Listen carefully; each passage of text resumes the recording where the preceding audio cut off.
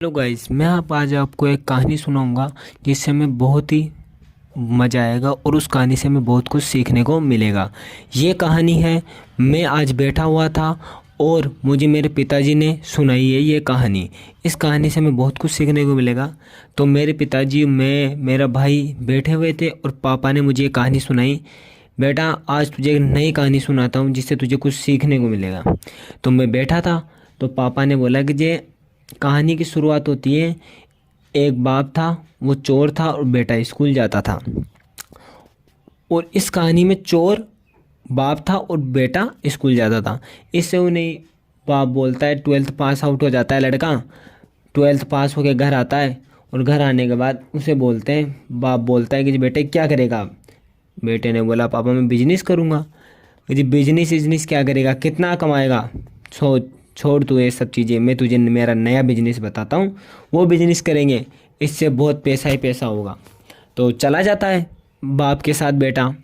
3-4 kilometre जाने के बाद एक गांव आता है, उसमें बोलता है बेटे को कि बेटा ये जो 3 मंजिल का मकान देख रहा है, इस मकान में मैं चोरी करता हूँ और इस मकान में मेरा बाप भी चोरी करता था।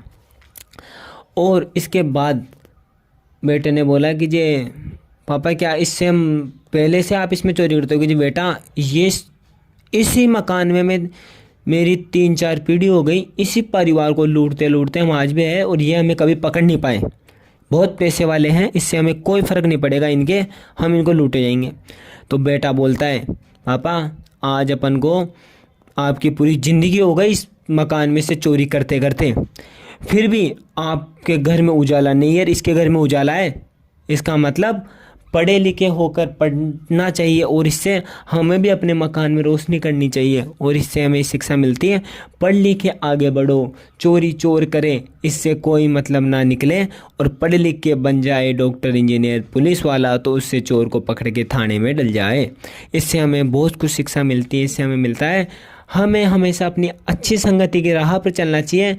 बेटा पढ़ लिख के अपने बाप को शिक्षा दे रहा है कि पापा ये सब गंदी चीज़ें हैं, आप ये छोड़ दो। उसके बाद बेटा बिजनेस करता है, पढ़ लिख लेता है, बढ़िया नौकरी करता है, इससे वो बहुत आगे तरक्की पे चला जाता है। इससे हमें सीखने को मिलता है बुरी संगत का असर हमेशा बुरा होता है और अच्छी संगत का असर हमेशा अच्छी होता है। संगति का मतलब होता है काले में गोरा नहीं होता है।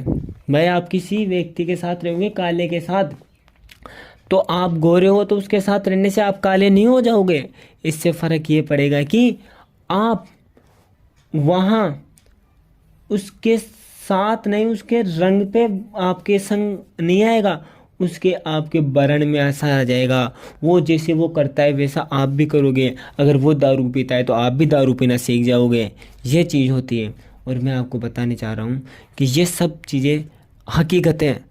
संग गति मतलब जैसे वो चल रहा है आप उससे आगे नहीं बढ़ पाओगे। अगर आप 5 लोगों में बैठते हो पैसे वालों में, तो आपकी सोच 5 पैसे वाला बनने की होगी। अगर आपके 5-2 से लाख रुपए महीने कमाते हैं, तो आप लाख रुपए आप कमाने की सोचोगे, ना कि चोर बनने की। तो गाइस ये अच्छी चीज़ बता रहा हूँ मैं आपको।